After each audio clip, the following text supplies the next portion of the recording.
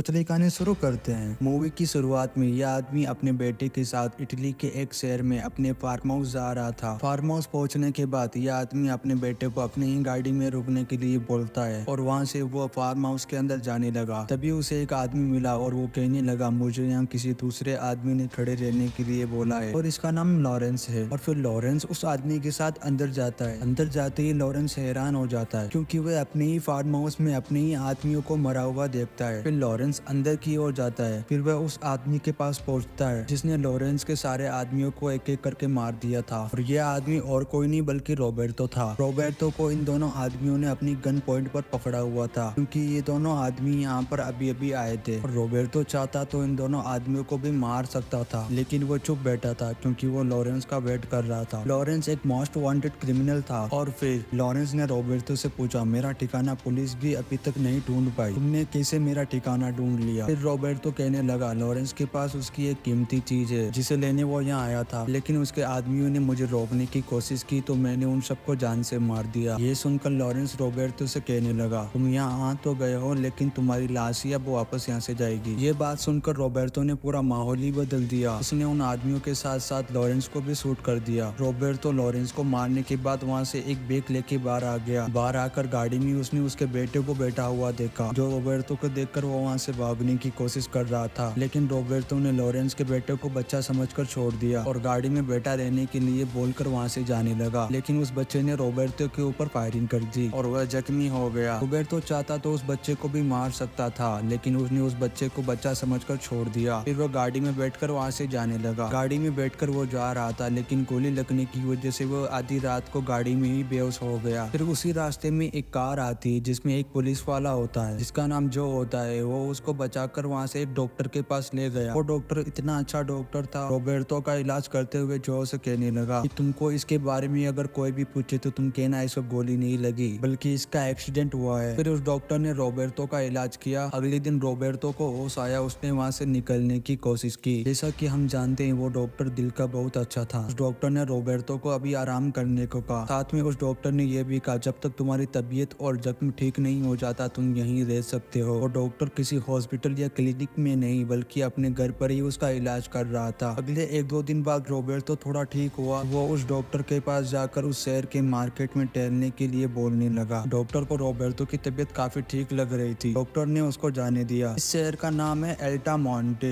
जहाँ पर लोग एक दूसरे के साथ रहकर खुशी खुशी अपना जीवन बिता रहे थे। रॉबर्टो वहाँ की मार्केट में घूमता घूमता एक कैफे में पहुंचा जहाँ पर उसने टी बैग वाली कॉफी ऑर्डर की। फिर थोड़ी ही देर में वहाँ जो अपनी बेटी के साथ पहुंच गया। रॉबर्टो के बारे में जो सब कुछ जानता था, लेकिन ये बात रॉबर्टो को नहीं पता थी। जो ने उससे पूछा, तुम्हारे साथ हुआ क्या था? रॉबर्टो ने कहा, मेरा एक्सीडेंट हुआ था। उस डॉक्टर का नाम एल्सो था जिसके बारे में जो ये बताते हुए कहने लगा। उसके साथ साथ लगभग यहाँ के सारे बच्चों का फ्री में इलाज किया है। थोड़ी देर बात करने के बाद जो वहाँ से चला जाता है। इस कैफे में काम करने वाली अमीना नाम की लड़की अपने कैफे की स्पेशल चाय रॉबर्टो को पीने के लिए लाकर देती है। रॉबर्टो फिर एक CIA लेडी ऑफिसर को कॉल करता है और लॉरेंस के फार्म हाउस के सारी डिटेल्स देने लगता है क्योंकि CIA की टीम को लॉरेंस की बहुत सालों से तलाश थी, क्योंकि लॉरेंस सीरिया से इलीगल हथियार और ड्रग्स मंगवाकर सप्लाई किया करता था। अगले दिन रॉबर्टो उसी कैफे में गया। वहाँ उसने देखा एक लड़का आया, वहाँ के ऑनर से कुछ पैसे लिए और बाहर जाकर एक मार्कुन नाम के लड़के को सारे पैसे दे दिए। दरअसल मार्कुन और उसके लोग यहाँ पर हफ्ता वसूली करने आते थे और ये बात जैसे ही रॉबर्टो को पता चली, उन लोगों का पीछा करते करते उनके पास पहुंच गया। रॉबर्टो ने रास्ते में मार्को की आवाज सुनी जो पास की एक फिश शॉप के अंदर जाकर उसके ऑनर से पैसे मांग रहा था, लेकिन उस ऑनर ने कुछ समय मांगा तो वो उस ऑनर को वहीं मारना शुरू हो गया। उस आदमी को मारने के बाद मार्को अपने साथियों के साथ वहाँ से चला गया और ये सारी चीजें रॉबर्टो वहीं खड़ा खड़ा देख रहा था। मार्को अपने साथियों के साथ अपने भाई विंस्टन के पास जा रहा था जो इटली के एक छोटे शहर में घर में बैठा हुआ था। वो उस घर के ऑनर से ये घर खरीदने की बात कर रहा था, लेकिन उन लोगों ने अपना घर बेचने से साफ साफ मना कर दिया तो विंस्टन ने उसके बूढ़े बाप को घर की खिड़की से बाहर फेंक दिया। इस बात से ये पता चलता है विंस्टन कोई आम आदमी नहीं बल्कि माफिया है। मार्को विंस्टन से मिलकर उससे कहने लगा वो भी उसके साथ मिलकर काम करना चाहता है, लेकिन विंस्टन ने उसे प्यार से कहा, तुम्हारे दिन अभी खेलने खाने के हैं, जब तुम्हारी जरूरत पड़ेगी मैं तुम्हें अपने काम में ले लूंगा। इधर डॉक्टर रॉबर्टो से कहने लगा कल वो मार्केट जाएगा, उसे डिनर के लिए फिश लेनी है। ये सुनने के बाद रॉबर्टो उससे कहने लगा, मार्केट तुम नहीं मैं जाऊंगा और जो भी फिश तुम्हें चाहिए तुम्हें खुद ला कर दूंगा। अगले दिन रॉबर्टो उसी फिश शॉप पर गया जिस शॉप के ओनर को मार्को ने पैसों के लिए मारा था। रॉबर्टो ने वहाँ से फिश खरीदी जिसके पैसे उस ओनर ने नहीं लिए क्योंकि वो ओनर जानता था रॉबर्टो डॉक्टर के घर रहता है। रॉबर्टो के दी हुई इन्फॉर्मेशन के अकॉर्डिंग अगले दिन CIA की टीम लॉरेंस के फार्म हाउस पर पहुंची, जहाँ उन्हें छानबीन में बहुत सारे ड्रग्स के पैकेट मिले और उनको यहाँ पर यह भी पता चला लॉरेंस यहाँ से बहुत सारे लीगल काम भी किया करता था। इस लेडी ऑफिसर के बॉस ने उससे पूछा कि यहाँ की इन्फॉर्मेशन तुम्हें कैसे मिली। तब उसने बताया एक अननोन नंबर से कॉल आया था, उसने इस जगह की सारी इन्फॉर्मेशन दी। इधर डॉक्टर रॉबर्टो का जख्म देखते हुए बताता है वह काफी हद तक ठीक हो चुका है। इसके बाद रॉबर्टो डॉक्टर से सवाल करता है मुझे देखकर तुम्हें क्या लगता है कि मैं कैसा इंसान हूँ। इसका जवाब देते हुए डॉक्टर ये कहता है जब तुम यहाँ पर आए थे मैंने तुमसे पूछा था तुम कैसे इंसान हो और तुमने बोला था मुझे नहीं पता। ये जवाब एक अच्छा इंसान ही दे सकता है। इसके बाद हम विंस्टन को देखते हैं, वो एक चर्च से बाहर निकल रहा होता है। बाहर निकलता है वो मार्को से मिलता है, मार्को से कहता है अब वक्त आ चुका है तुम मेरे काम आ सकते हो। और उसने मार्को से कहा हमें जल्द से जल्द अल्तामोंटे शहर कब्जे में लेना होगा क्योंकि वो वहाँ पर अपना इलीगल काम करना चाहता है। अपने बाइक की बात मानते हुए अगले दिन इस आदमी की फिश शॉप पर आग लगा देता है और फिर ये कारनामा रॉबर्टो ने भी वहाँ देख लिया था। रॉबर्टो अब पूरी तरह ठीक हो चुका था क्योंकि वह अब अपनी घर जा रहा था। ये देखने के बाद रॉबर्टो ने अपने घर जाने का प्लान वापस कैंसिल कर दिया और अगले दिन रॉबर्टो उस आदमी की फिश शॉप को ठीक करवाने में उसकी मदद करवाने लगा। फिर रॉबर्टो उस कैफे में गया जहाँ हमेशा जाता था। उसकी सामने वाली टेबल पर बैठी CIA ऑफिसर उसकी चोरी छुपे फोटो लेने की कोशिश कर रही थी। ये देखने के बाद रॉबर्टो ने कहा फोटो लेना ही है तो अच्छे से लो ना। फोटो लेने के बाद वो लेडी ऑफिसर रॉबर्टो के बगल में आकर बैठ गई। उसके बाद उसने लॉरेंस के फार्म के बारे में पूछा कि तुमको उस फार्म के बारे में कैसे मालूम हुआ। रॉबर्टो ने जवाब देते हुए कहा मैं उस फार्म के बगल से निकल रहा था और उसी वक्त मुझे उस फार्म के बारे में मालूम चला। लेकिन इस लेडी ऑफिसर को अभी भी रॉबर्टो पर शक हो रहा था और इसी वजह से रॉबर्टो से उसने ये पूछा कि तुम्हें CIA का नंबर कैसे मिला और सिर्फ तुमने मुझे ही कॉल क्यों किया। फिर रॉबर्टो कहता है मुझे ये नंबर एक डायरी से मिला और मुझे नहीं पता था कि ये कॉल किसके पास लगेगा। जिसके बाद हम जो को देखते हैं उसे CCTV के जरिए ये पता चलता है शॉप में आग लगाने वाला और कोई नहीं बल्कि मार्को है। फिर उसने मार्को को पकड़ने के लिए छानबीन शुरू कर दी। फिर जो अपनी बेटी को लेने स्कूल गया और उसको वहाँ पता चला उसी के साथ काम करने वाला एक शख्स उसकी बेटी को ले गया। ये सुनने के बाद जो को काफी टेंशन हुई। फिर वो जल्द से जल्द अपने घर गया। वहाँ मार्को ने उसकी बेटी और उसकी वाइफ को पकड़ रखा था। मार्को ने जो को मारते हुए ये धमकी दी अगर तुमने मेरे खिलाफ कोई भी कदम उठाने की कोशिश की मैं तुम्हारे साथ तुम्हारी फैमिली को भी मार दूंगा। इसके बाद जो अपना ट्रीटमेंट करवाने डॉक्टर के पास पहुंचा और रॉबर्टो भी मौजूद था। उसने जो की इस हालत को देख लिया। रॉबर्टो ने जो के जाने के बाद डॉक्टर से जो की हालत के बारे में पूछा। डॉक्टर ने फिर उसे बताया उसका एक्सीडेंट हुआ है। फिर अगले दिन रॉबर्टो एक चर्च के पास पहुंचा जहाँ पहले से ही ये लेडी ऑफिसर मौजूद थी। उस लेडी ऑफिसर ने रॉबर्टो से बात करते हुए ये बताया लॉरेंस पिछले 10 सालों से मोस्ट वांटेड क्रिमिनल की लिस्ट में है एंड टेररिस्ट इलीगल हथियार के लिए उसका फार्म हाउस इस्तेमाल कर रहे थे। इसके बाद उसने रॉबर्टो से कहा एक नए टेररिस्ट का पता लगाना है। फिर रॉबर्टो ने भी उसे कुछ टिप्स बताए। उसी शाम रॉबर्टो जब एक रेस्टोरेंट में बैठा हुआ था और उसी रेस्टोरेंट में जो भी अपनी फैमिली के साथ बैठा हुआ था और जो के पास मार्को आया और वो कहने लगा तुम मेरे लिए वोट मांगो। उसी वक्त मार्को ने रॉबर्टो को देखा। रॉबर्टो उसे लगातार देखा जा रहा था। मार्को उससे बात करने रॉबर्टो के पास चला गया। रॉबर्टो ने मार्को से कहा उसे ऐसे ही शहर की तलाश थी और उसे ये शहर पसंद आ गया और मार्को अपने दोस्तों के साथ जो यहाँ कर रहा है वो कहीं और जाकर करे। और ये सुनकर मार्को उसकी बात पर हंसने लगा। इतने में रॉबर्टो ने उसका हाथ मोड़ दिया। रॉबर्टो ने मार्को के हाथ की एक ऐसी नस को दबा दिया था जिससे मार्को को बहुत दर्द हो रहा था। और जब उसके दोस्तों ने रॉबर्टो को मारने की कोशिश की मार्को ने उन दोनों को शांत करवा दिया क्योंकि रॉबर्टो ने उसके हाथ की नस दबा रखी थी और ये सारी चीजें रेस्टोरेंट में बैठे सारे लोग देख रहे थे। और इसके थोड़ी देर बाद रॉबर्टो ने उसका हाथ छोड़ दिया। मार्को वहाँ से गुस्से में उठकर अपने साथियों के पास वापस चला जाता है। मार्को को अपनी बेइज्जती बहुत ज्यादा फील हो रही थी। अब मार्को अपने साथी से रॉबर्टो को मारने के लिए उससे गन मांगता है। इतने में ही वहाँ एक तेज स्पीड से कार आई। उसने मार्को के दोस्त को टक्कर मार गिरा दिया। इतने में ही वहाँ रॉबर्टो पहुंच गया जिसने उसके दूसरे दोस्त को भी मार दिया था। फिर मार्को अपना चाकू निकालता है और रॉबर्टो को मारने की कोशिश करता है लेकिन रॉबर्टो ने उसी के चाकू से उसी को मार डाला। फिर रॉबर्टो उन लोगों के पास को ड्रग्स के पैकेट फेंक देता है। फिर अगले दिन पुलिस ने देखा तो पुलिस को लगा इन दोनों ने ड्रग्स के चक्कर में एक दूसरे को मारा है। और इधर इस लेडी ऑफिसर को न्यूज के जरिए मालूम चलता है टेररिस्ट ने एक बिल्डिंग में बम ब्लास्ट कर दिया और इनकी इन्फॉर्मेशन निकालने ये ऑफिसर यहाँ पहुंच गई। फिर इस ऑफिसर को एक फाइल दी जिनमें कुछ लोगों की डिटेल थी जिनसे वो लेडी ऑफिसर कुछ पूछताछ करना चाहती थी। उस ऑफिसर से अप्रूवल मिलने के बाद ये एक कैदी से पूछताछ करना शुरू कर देती है। पूछताछ के दौरान इस कैदी ने एक घर के बारे में बताया जिस घर में कुछ लोग रहा करते थे जो इलीगल तरीके से टेररिस्ट को हथियार सप्लाई किया करते थे, और उन्हीं लोगों से विंस्टन भी हथियार खरीद कर शहरों में सप्लाई किया करता था। फिर ये ऑफिसर विंस्टन के पास जाकर कहता है तुम अपना धंधा कुछ टाइम के लिए बंद कर दो, यहाँ पर CIA की टीम छानबीन कर रही है। लेकिन विंस्टन अपने भाई की मौत के गम की वजह से उससे ये कहता है मुझे इस बात से बिल्कुल फर्क नहीं पड़ता, मुझे फर्क इस बात से पड़ता है मेरे भाई को मारा किसने और मैं उस कातिल को ढूंढ रहा हूँ। लेकिन उस ऑफिसर का ये मानना था विंस्टन ने जिन पैसों से हथियार खरीदे हैं उन्हीं पैसों का इस्तेमाल करके वो टेररिस्ट शहरों में धमाके कर रहे हैं, और उसे वह यह बताता है उसी के शहर में उसी के लोगों की जान चली गई। इतना बताने के बाद वैसे ही वो विंस्टन को दरिंदा कहने लगा। यह सुनकर विंस्टन को गुस्सा आ गया। उसने फिर उस ऑफिसर का हाथ काट दिया। फिर उसे ये कहता है कि तू मेरे भाई की कातिल को ढूंढना अब शुरू कर दे। इधर वो लेडी ऑफिसर छानबीन करने के बाद अपनी गाड़ी में बैठी रही थी, तभी उसके पास रोबर्टो का कॉल आया। उसने इसे ये बताया इस धमाके में टेररिस्ट का हाथ नहीं बल्कि कमोरा ग्रुप वालों का हाथ है, और ये ग्रुप किसी और गैंग का नहीं बल्कि विंस्टन का है। फिर उसने ये बोला अपना ख्याल रखना और फिर कॉल काट दिया। फिर वो लेडी ऑफिसर अपनी गाड़ी के नजदीक पहुंच गई। गाड़ी में बैठी रही थी, उसी वक्त बहुत बड़ा धमाका हो गया। वो लेडी ऑफिसर बहुत जख्मी हो गई। फिर तुरंत ही उसकी टीम ने उसको पास के अस्पताल में एडमिट करवाया। विल्सन को जो और उसके फैमिली के बारे में मालूम चल गया था। उसने बीच सड़क पर उनके ऊपर गन पॉइंट कर रखी थी और जोर जोर से चिल्लाकर अपने भाई के कातिल को सामने आने के लिए बोल रहा था, मतलब रोबर्टो को सामने आने के लिए बोल रहा था। फाइनली थोड़ी ही देर बाद वहाँ रोबर्टो पहुंच गया और सिर्फ उसका इतना कहना था विंस्टन उसको मारना चाहता है तो मार दे, लेकिन इस शहर में शांति बने रहने के लिए वो किसी और आदमी को ना मारे। लेकिन विंस्टन रोबर्टो को सभी के सामने मारना चाहता था। फिर विंस्टन ने रोबर्टो के ऊपर गन पॉइंट की। उसके शूट करने से पहले ही डॉक्टर एल्सो ने हवाई फायरिंग कर दी। फिर सभी का ध्यान डॉक्टर की तरफ चला गया। फिर डॉक्टर ने विंस्टन से कहा अगर तुम्हें रोबर्टो को मारना है तो पहले मुझे मारना होगा। ये सुनने के बाद वहाँ पर खड़े सभी लोग भी यही कहने लगे और सभी लोग अपना मोबाइल निकाले हुए थे, विंस्टन की वीडियो बना रहे थे। और यह देखने के बाद विंस्टन फिर अपने साथियों के साथ वहाँ से चला जाता है। उसी रात विंस्टन अपने घर पर सो रहा था। उसके घर पर रोबर्टो पहुंच गया और यहाँ आते ही विंस्टन के सभी लोगों को मारना शुरू कर दिया। थोड़ी देर में रोबर्टो विंस्टन के सभी लोगों को मार देता है और वो विंस्टन के पास भी पहुंचा। उसने विंस्टन को मार मार कर घायल कर दिया था, लेकिन रोबर्टो ने विंस्टन को मारने से पहले उसको अपनी जान बचाने का एक आखिरी चांस दिया था। विंस्टन अपनी जान बचाते हुए शहर की उसी गलियों में पहुंचा